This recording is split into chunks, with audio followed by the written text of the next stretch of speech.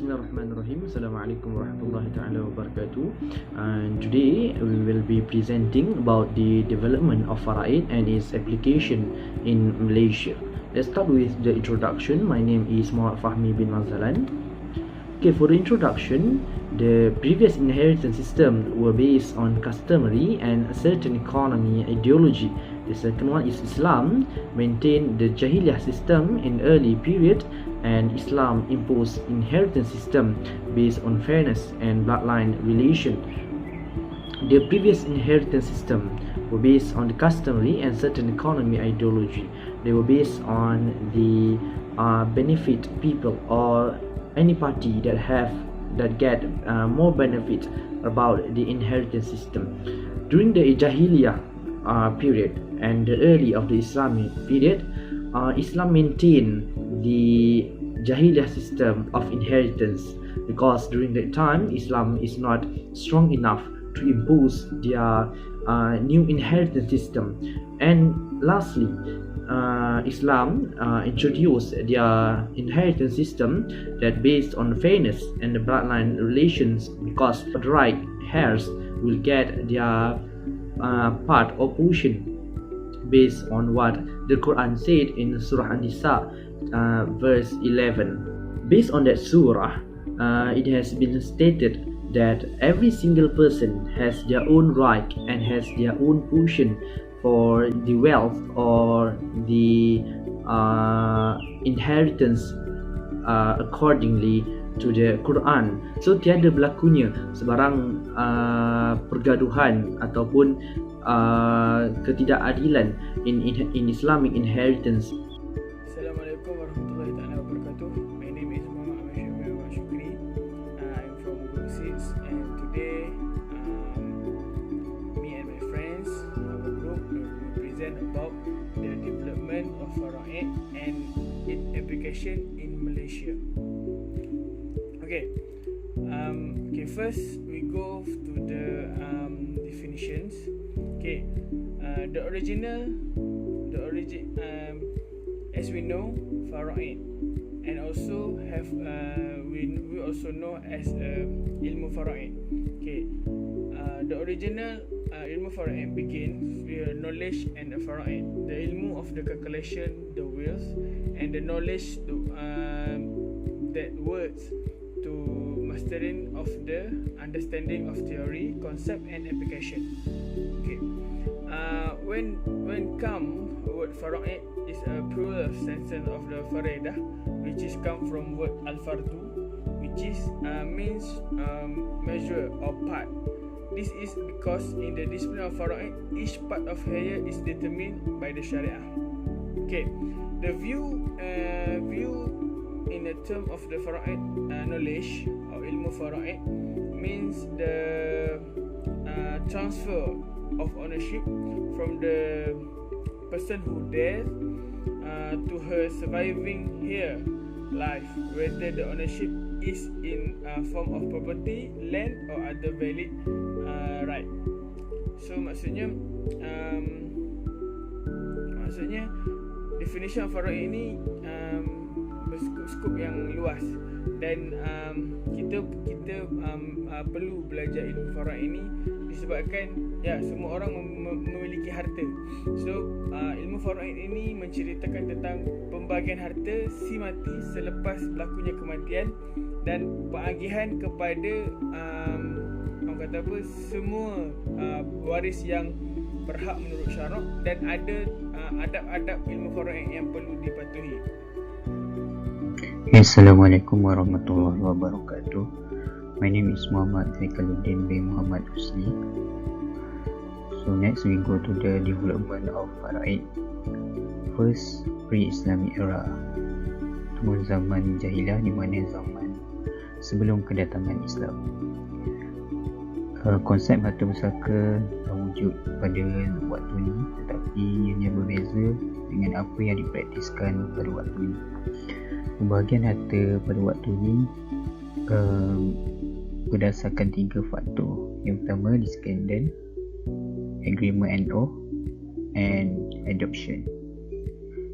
Okay, first, descendant ataupun keturunan. only male have the right to inherit the wealth.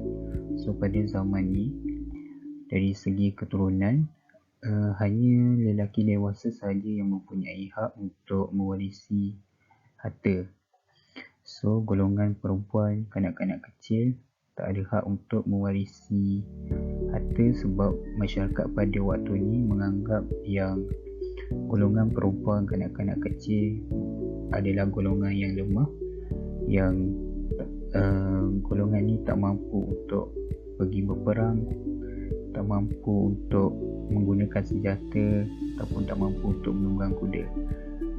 Berbeza dengan golongan lelaki dewasa, yang mana golongan lelaki dewasa ni dia mempunyai kekuatan untuk melindungi keluarga daripada serangan musuh, kerana pada waktu ni peperangan banyak berlaku dan harta banyak dimiliki daripada rampasan perang. Yang kedua, agreement and oath, ataupun maksudnya perjanjian dan sumpah, di mana perjanjian dan sumpah ni dilakukan oleh dua orang lelaki yang dewasa yang tak mempunyai pertalian darah. Maksudnya dua orang lelaki dewasa telah membuat perjanjian dan sumpah, jika salah seorang tu meninggal dunia, maka harta tu akan diwarisi oleh seorang lagi. Contohnya, A dan B dah berjanji dan dah melakukan sumpah, jika salah seorang mereka meninggal dunia dalam peperangan, so harta tu akan diwarisi oleh seorang lagi. Contohnya kalau A meninggal, so harta tu boleh diwarisi oleh B. Yang ketiga, adoption, iaitu anak angkat. Pada waktu ni ataupun pada zaman ni, anak angkat ada hak untuk mewarisi harta pusaka. Ni sebabkan pada waktu ni anak angkat tu boleh dinasabkan kepada bapa angkat, ataupun maksudnya boleh dibin atau dibentikan kepada bapa angkat tu. So sama je, hanya anak lelaki dewasa sahaja yang boleh mewarisi harta tu. So berbeza pada waktu sekarang ni kan, yang anak angkat tak ada hak untuk mewarisi harta pusaka mengikut sistem Faraid. Hi, my name is Muhammad Abinjar Pemikan. I'm the next presenter. Today, I want to present my part, which is era Prophet Muhammad. First stage, in the pre-Islamic stage, the implementation of inheritance rights differed slightly from the Jahiliyah base. First, the Sharia stipulates the right of inheritance to descendants, not only to adult sons, but also recognize the right of daughter and young sons in inheritance. This is because Islam attaches great importance to hereditary relationship in life. If daughter and young son are not given the right to inherit the property of the deceased parent, the action is an injustice. Islam cares about the right of orphans. Apa yang diterangkan di sini adalah yang pertama, syariat menetapkan hak pewarisan pusaka pada keturunan bukan sahaja kepada anak lelaki dewasa sahaja, malah mengiktirafkan hak anak perempuan dan anak lelaki yang masih kecil dalam pewarisan.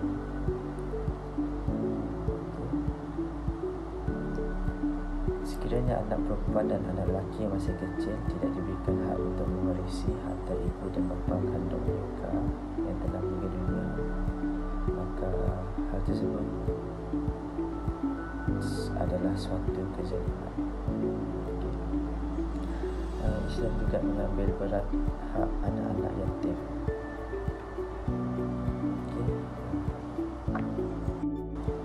Okay, we go to the second stage. The factor of friendship that is sealed is still given the right in inheritance, but Islam law gives flexibility on the factor of Muslims who migrated with Rasulullah to Medina. For Muslims who still live in Mecca and have not migrated, they have no right to inheritance, even if they have a lineage and kinship relationship with disease. However, the Muhajirin were allowed to enter into agreements with each other on the basis of solidarity, inheriting their respective estate if one of them died. Okay, maksudnya dekat sini di peringkat kedua ni, faktor persahabatan yang dimeterai masih diberi hak dalam pewarisan, namun syariat Islam memberi kelonggaran atas faktor orang Islam yang berhijrah kerana Rasulullah SAW ke Madinah saja. Bagi orang Islam yang masih tinggal di Mekah dan tidak berhijrah, mereka tidak mempunyai hak dalam pewarisan pusaka sekalipun mereka mempunyai hubungan nasab dan kerabat dalam si mati. Walau bagaimanapun, golongan Muhajirin dibenarkan memeterai perjanjian sesama mereka atas dasar sedia kawan dalam mewarisi harta pusaka masing-masing jika salah seorang daripada mereka meninggal dunia. Allah says in Surah Al-Anfal in verse 72, which is meaning, verily those who believe and migrated and jihad with their wealth and souls in the way of Allah Subhanahu wa ta'ala, and those Ansar who gave shelter and help to the Muslim who migrated, they are all supporters and defender of one another. And the believers who have not immigrated, then you are not responsible at all to defend them until they migrate. Okay, dengan kebenaran yang tadi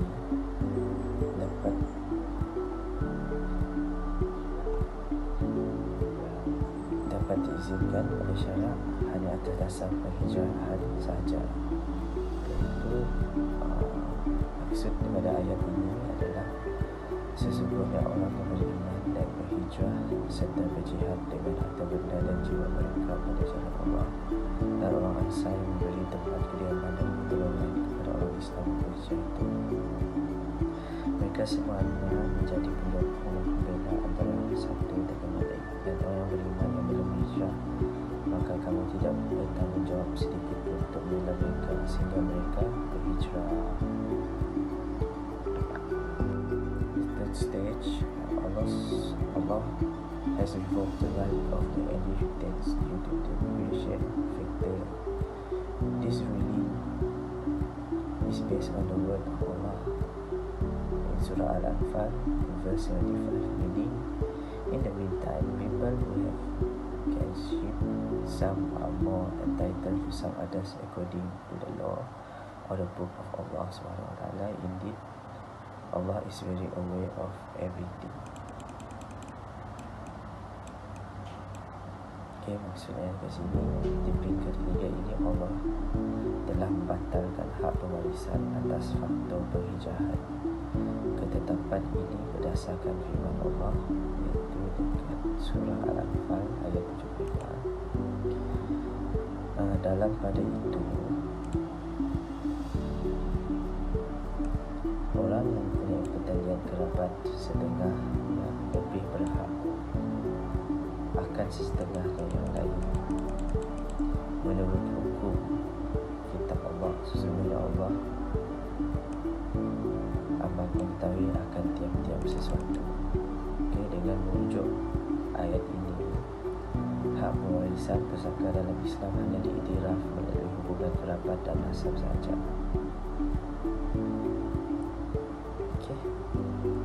Next, stage 4, Allah abolishes all inheritance rights that were exercised previously. This provision was amended after the stipulation on inheritance was revealed. Therefore, the right of inheritance in Islam is only due to the lineage, marriage and slavery. Then come down this verse An-Nisa, verse 11. Okay, di peringkat keempat ini Allah memansuhkan semua hak pewarisan pusaka yang dilaksanakan sebelum ini.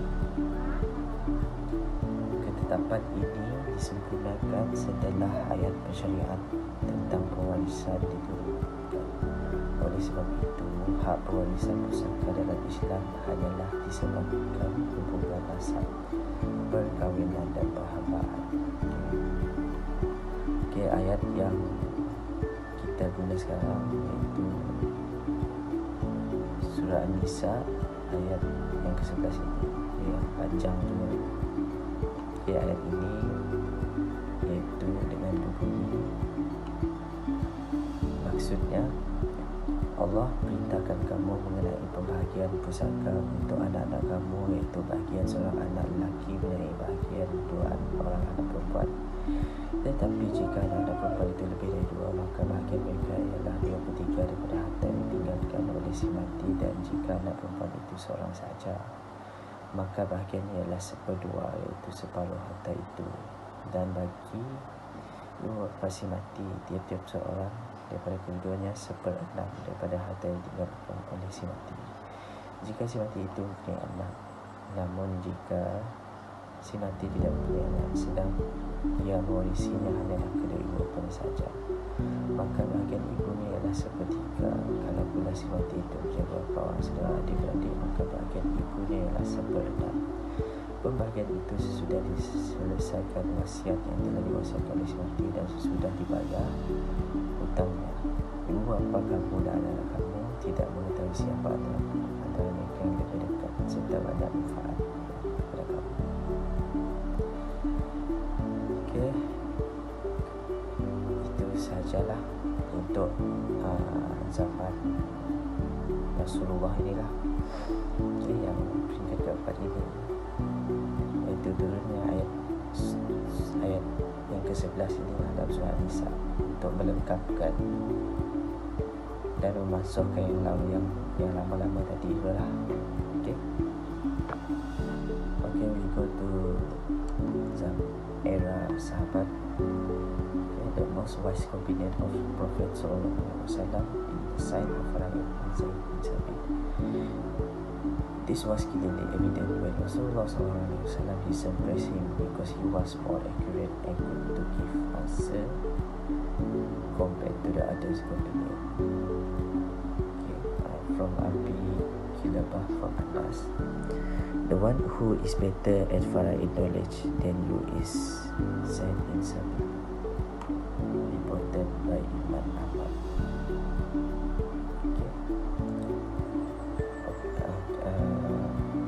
Zaid bin Sabit ni adalah orang yang paling pakar dalam Faraid ketika zaman sahabat ini. Ketika zaman Rasulullah ni, beliau adalah orang yang paling hebat dalam Faraid. So dibandingkan cerita apa kalau berkaitan dengan Faraid, rujuklah dengan orang ini pada zaman itulah.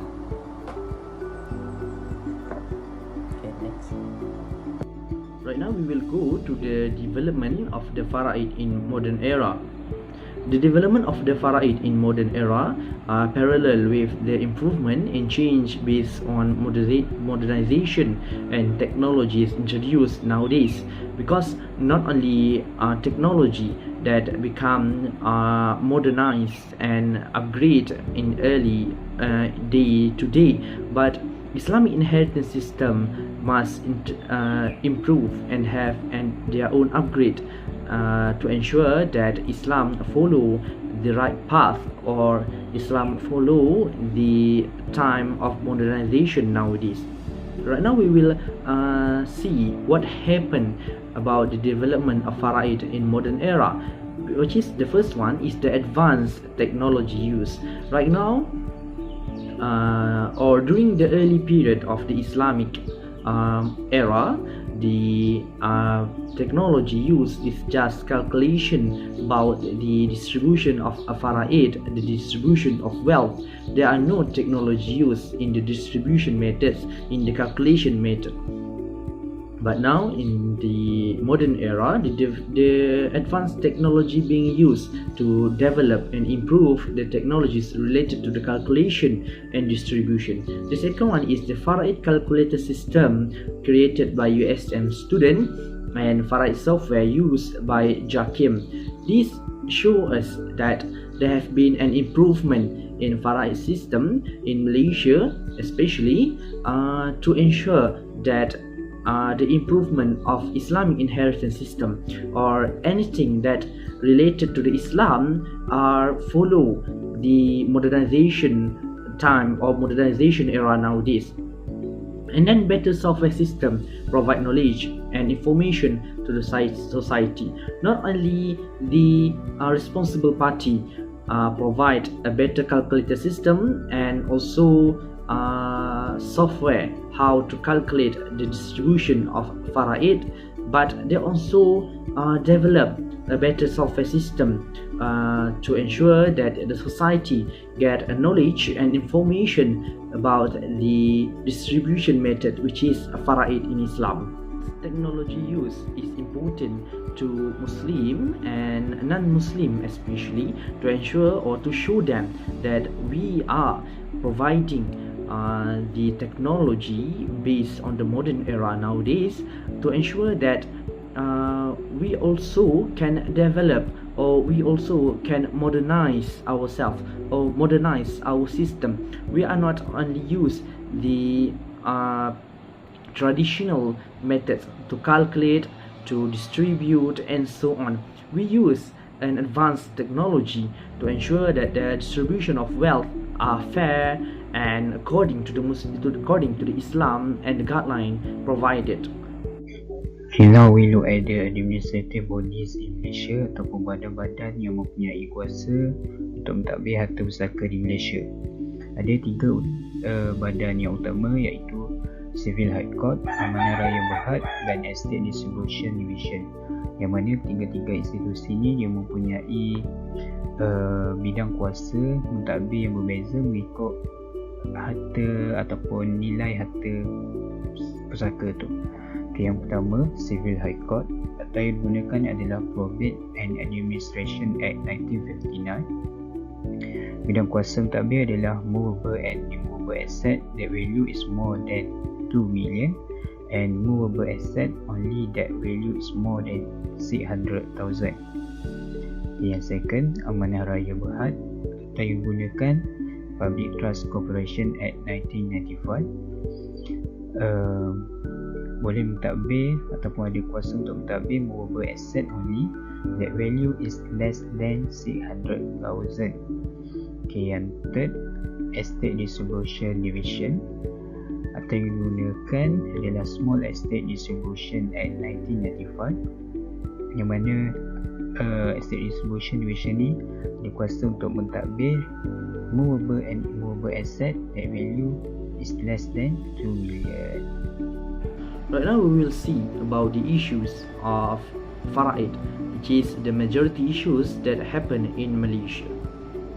Okay, I will provide the problem or the issues and the solution about the certain issues, which is the first one is unclaimed properties of Faraid. This is one of the majority issues nowadays that happen in Malaysia, which is majority of the property or wealth left by the dead people or the dead Muslim unclaimed properties. This due to the multiple claim by the right heirs and so on. So the unclaimed properties are now become more and more, and the responsible party are seeing like they're not doing anything to solve this problem. So the solution that I can find based on this problem is the responsible organization has to be introduced or developed to manage the unclaimed properties. Because of what? As we know, the unclaimed properties, or when someone die, the wealth of the dead people will be transferred to the Amanah Raya Berhad for them to manage their wealth. So we need the responsible, or we need the organization accept the Amanah Raya Berhad to manage the wealth of the unclaimed property. For example, if one person or one Muslim died, and then his or her wealth will be transferred to the Amanah Raya Berhad for the right heirs to claim the property. And then the government have to impose the regulation, which is the right heirs must claim the property of the deceased. For example, the heirs will be given around 5 to 10 years to claim the property, including the steps, the procedures of the claim of the property. After 10 years, the unclaimed property will be transferred to another organization, for example the organization that is responsible to manage the unclaimed property. So this responsible organization will try first to find the right heirs to be given this property, or if there are none heirs that have the rights to claim the property of the deceased, this property have to be renamed or revoke the rights for their heirs, and this property will be transferred to the government to be used as the public benefits. That was the better solution to solve the problems of the unclaimed property. The second solution is the introducing of apps and system to check unclaimed property by the heirs. Right now, we still have to follow the traditional methods providing by the government, such as we need to fill the document and go to the Mahkamah Harta Pusaka. We have to go to the Amanah Raya Berhad to settle the unclaimed properties or the property of the deceased. It is good if the government can provide an application or a software that can easier the heirs procedures or to claim the wealth of the deceased, and also to easy the procedures to claim the property. The government needs to provide the application or system which is the heirs can check the unclaimed property by insert the deceased IC number, for example. So if they know that there is the unclaimed property remain, they can fill the document needed inside the application or the system, and the responsible party that manage the unclaimed property can also use the document filled by the heirs to untuk menguruskan semua perkara-perkara yang berkaitan dengan harta si mati tadi yang tidak dituntut oleh the right heirs. So it can become easier for both parties to manage the unclaimed properties and also to manage the property or to transfer the property of the deceased to their right heirs. I think that was the first problem and the better solutions that can be provided by the government. We will go to the second problem. Okay, the second issues related to the Faraid in Malaysia is lack of knowledge. This is one of the serious issue and majority issue that happen nowadays in Malaysia, which is for the deceased, there is no preparation of wealth management before they die, and also the distribution of the property after death. This is one of the common problem or the common issues that happen in Malaysia. The deceased are not well managed their property to ensure there will be no fighting against the right heirs to claim the property, and also the distribution of the property after the death of the deceased. Lack of knowledge also will be affected the right heirs, which is the most of them are not knowing where to claim the property of the deceased, and also how to manage the deceased property if the name inside the document is not being transferred or changed to the heirs name.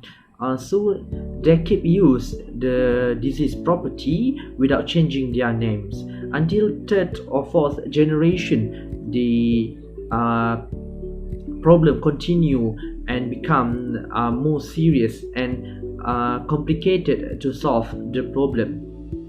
So the solution for these issues or problem is appoint a representative to manage wealth after death. The deceased or the people, the Muslim people especially, need to appoint a representative to manage wealth after the death.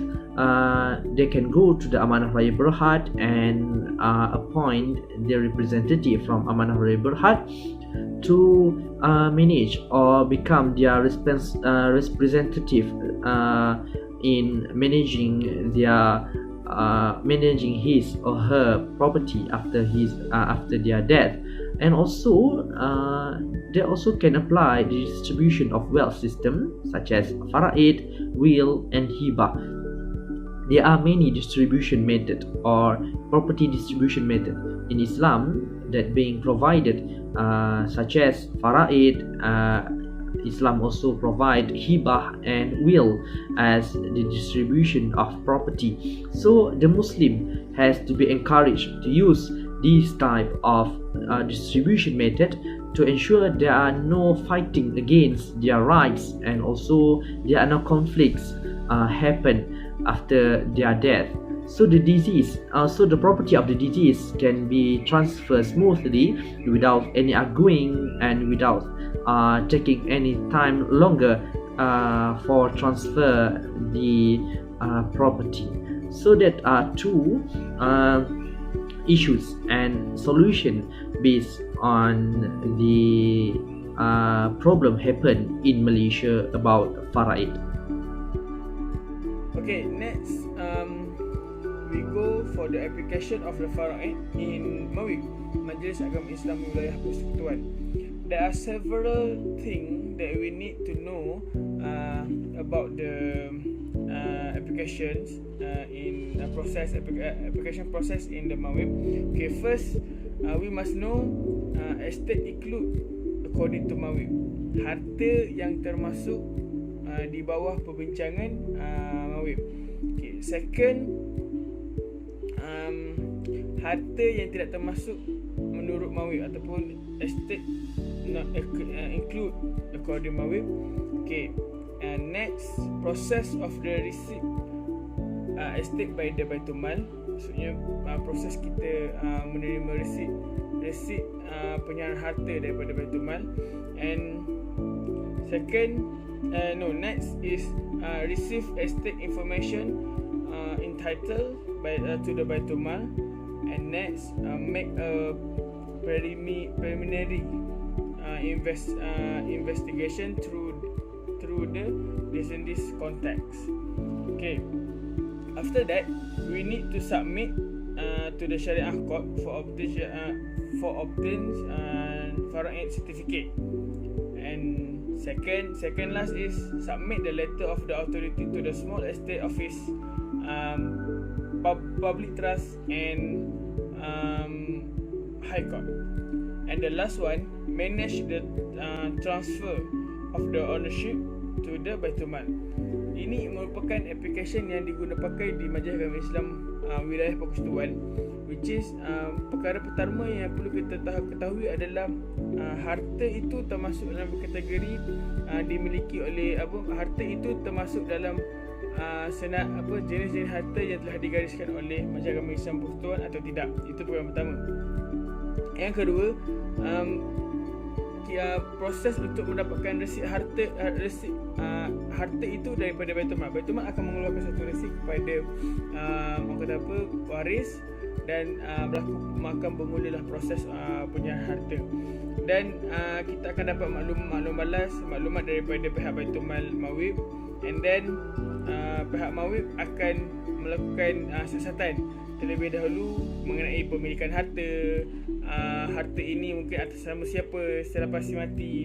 Okey, seterusnya maklumat ini, semua dokumen ini akan diserahkan kepada kepada mahkamah syariah untuk dikeluarkan sijil faraid itu sendiri. Okey, selepas dikeluarkan sijil, semua dokumen itu dibawa kepada kalau sekarang kita lebih kenali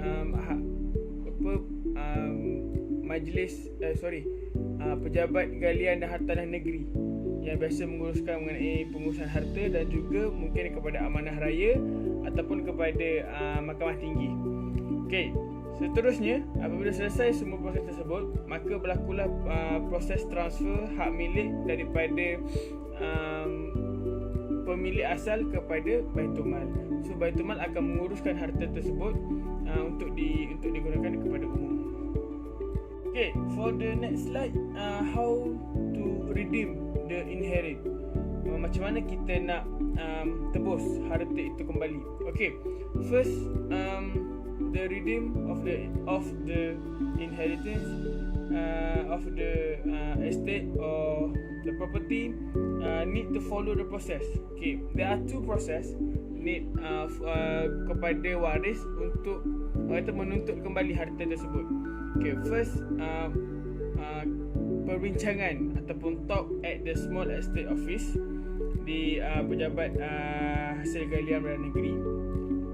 Mesti ada perbincangan untuk kita tuntut balik harta yang telah dimiliki harta yang telah dimiliki oleh Baitul Mal. And second adalah application to Baitul Mal. Kita membuat permohonan kepada pihak Baitul Mal untuk menyerahkan kembali harta tersebut kepada waris yang berhak. Next, we go to the application of Faraid Islamo Religious Council MAIS. Okay, subsection 5 for administration of the religion of Islam, State of Selangor, Enactment 2003. Majlis have a power to act as an executor of a will or as an administration of the estate of a deceased person or as a trustee of any trust. Okay, so Baitul Mal can inherit deceased property. So Baitul Mal ni di bawah MAIS, yang mana Baitul Mal juga boleh mewarisi harta pusaka seseorang si mati itu berdasarkan beberapa situasi. Contoh, situasi di mana si mati itu tidak mempunyai waris, hanya sebatang kara, so harta itu boleh diberikan kepada Baitul Mal. Ataupun situasi lain di mana si mati itu seorang mu'alaf and waris-warisnya adalah non-Muslim, so harta itu juga akan boleh diwarisi oleh Baitul Mal kerana orang Islam tak boleh untuk diwarisi oleh non-Muslim. Okay, seterusnya estate service in MAIS ataupun perkhidmatan yang disediakan di MAIS yang berkaitan dengan harta pusaka. Okay, yang first, provide talks, course and seminar about the estate management. Second, estate management consultation. Yang ketiga, sale of Baitul Mal division estate. Yang keempat, receive of various movable and immovable property. So ni di antara beberapa perkhidmatan yang disediakan di MAIS tentang harta pusaka. Okay, seterusnya, MAIS has launched online system known as e-Faraid. Okay, ini adalah sistem e-Faraid, iaitu sistem online yang dibangunkan ataupun dilancarkan oleh pihak MAIS pada awal tahun ini. Dalam sistem e-Faraid ini terdapat pelbagai info-info tentang Faraid, tentang harta pusaka dan perkhidmatan-perkhidmatan yang disediakan oleh pihak MAIS berhubungan dengan konsep harta pusaka tu. So Apa yang menarik dalam sistem Faraid ni ialah kalkulator Faraid MAES. So kalkulator Faraid MAES ni dicipta dengan bertujuan untuk memberi pengetahuan ataupun memberi kefahaman tentang cara-cara pembahagian harta serta cara-cara pengiraan sesuatu harta selepas peninggalan si mati. Okay. So untuk mengira harta tu kita perlu lalui beberapa step lah. Okay, step yang pertama ialah kita perlu masukkan senarai waris si mati. So kat sini kita boleh tengok ramai waris-waris, dan kita ada waris utama, waris ganti dan waris kedua. So kita just masukkan saja waris-waris tu.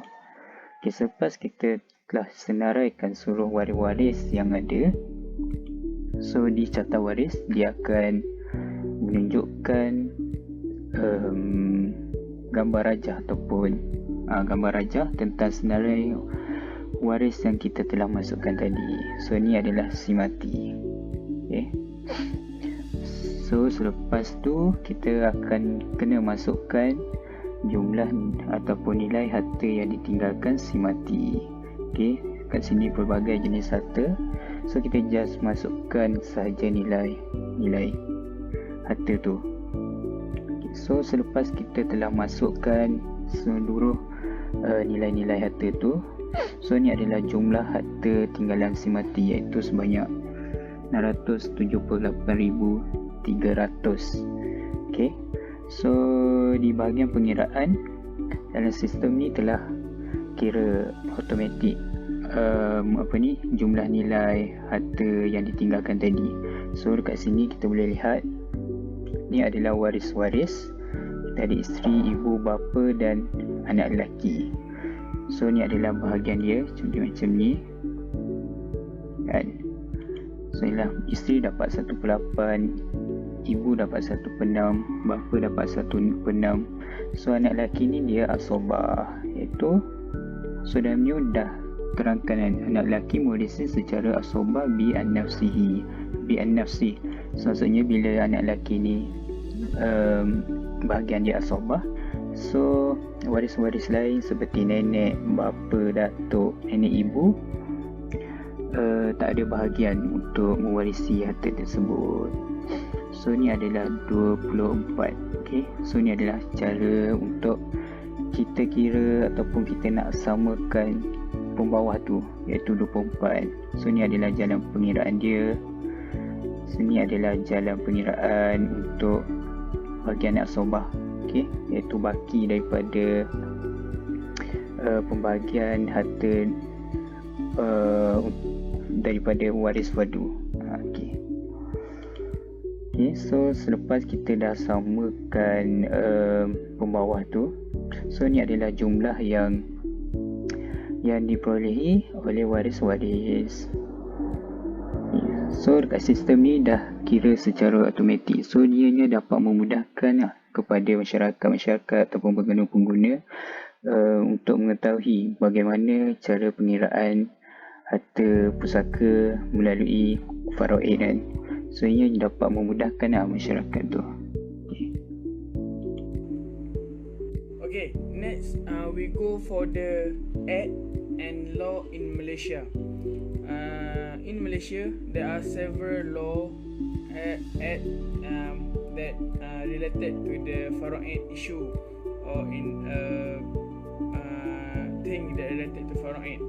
Okay, there are several law that I take. Okay, first we go to the Small Estate Dispute Act 1955. Okay, in the Small Estate Act 1955, there are several sections that I take to give the presentation today. Okay, in the Small Estate Act 1955, undang-undang ini hanya berkuat kuasa kepada jumlah harta yang tidak melebihi tidak melebihi atau lebih rendah daripada 2 juta ringgit Malaysia. Maksudnya jika seorang si mati itu memiliki harta tidak kurang daripada 2 juta ringgit, benda ini menjadi bidang kuasa kepada small estate ataupun pejabat hasil galian untuk menguruskan pembahagian harta tersebut. Okay, in Small Estate Distribute Act 1955, there are several sections. First, section 4 1 and section 12 7 and section 19 1A. Okay, this section that will section ini akan menjelaskan lagi bidang kuasa untuk Small Estate Distribute Act 1955. Okay, next we go to the Probate and Dissemination Act 1959. Okay, untuk Probate Act ni, jumlah harta yang boleh digunakan, maksudnya bidang kuasa untuk akta ini, untuk undang-undang ini ialah 2 juta dan ke atas. Maksudnya jika jumlah hasil harta pusaka milik si mati itu melebihi 2 juta, perlu dirujuk kepada undang-undang ini untuk dijadikan sebagai rujukan dan kena tahu apa prosedur-prosedur yang termaktub dalamnya. Okey, dan dalam akta ini juga terdapat section 77A 1 dan 77A 2 yang mana perlu dipatuhi kerana ia juga mengenai macam mana pembahagian itu berlaku dan siapa pihak yang perlu dijadikan rujukan untuk pembahagian tersebut. Okey, dan seterusnya we go to the Perbadan Amanah Raya Act 1959. Okey, dalam Perbadan Amanah Raya Act 1959, dalam akta ini terdapat beberapa daripada akta ini telah melahirkan satu agensi ataupun satu entiti, iaitu Amanah Raya Berhad. Dan daripada akta ini juga telah diwujudkan beberapa section-section lain, which is section 17.1, 17.2 and section 13 daripada akta ini yang telah diguna pakai. Okay, dalam section 17.1